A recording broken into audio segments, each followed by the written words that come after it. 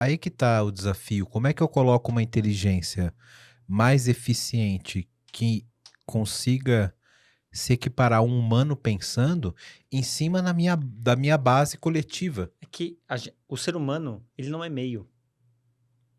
A tecnologia é meio.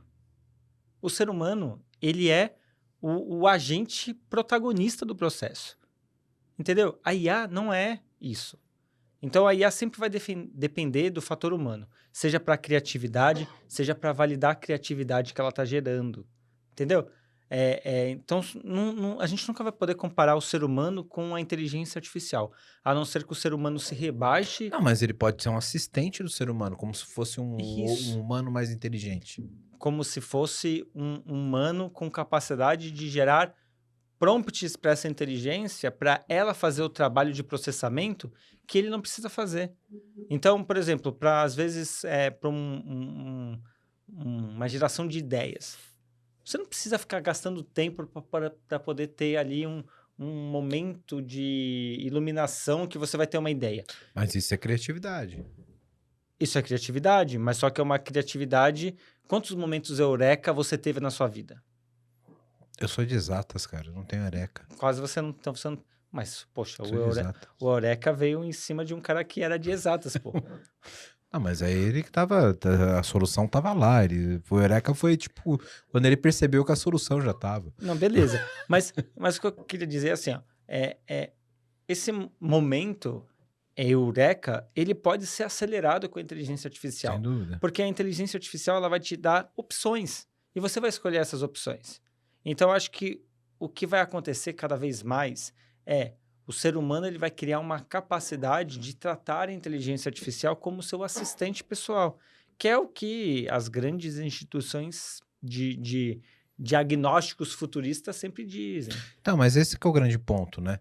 Eu acho que a IA, ela vai conseguir ser um acelerador do driver humano, né?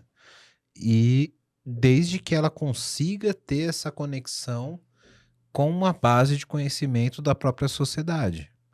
Porque aí a gente consegue ter, de fato, esse acelerador da tomada de decisão do ser humano, como se fosse um overclock do ser humano, sabe? Beleza, o ser humano ele tem um pensamento e esse pensamento ele é exponenciável através da inteligência artificial que vai utilizar uma outra base de dados que, às vezes, esse próprio ser humano não tem conhecimento da base. Acho que esse é o ponto principal, né? Quantas vezes você perguntou uma coisa no chat GPT que você não sabia? Ó, antes eu chegava lá no Google e fazia uma pesquisa, agora eu pergunto lá pro Gemini, pro ChatGPT, acabou. Ele me dá lá um resuminho, eu leio aquilo, interpreto aquilo, e aí eu faço perguntas em cima daquilo e tá beleza. Então, mas concorda que tem dois pontos aí? Um, você fornece a informação e pede o insight. E tem um outro ponto que é você não sabe e você, tipo, pergunta quem descobriu o Brasil? E ele te dá a informação. E aí é uma base de dados de conhecimento coletivo. Aí, uma pergunta, vai. Se você perguntar para qualquer inteligência artificial, quem descobriu o Brasil? Qual que é a resposta que é comum? Eu espero que seja Pedro Álvares Cabral. E aí, se o Brasil foi descoberto pelos índios? Aí você entra no conceito. Então, mas é aí que tá. É engraçado você pensar assim, entendeu? Porque, novamente, o contexto de Mas aí entra no ponto que eu te falei, que é a base de conhecimento comum, comum do ser humano. Entendeu?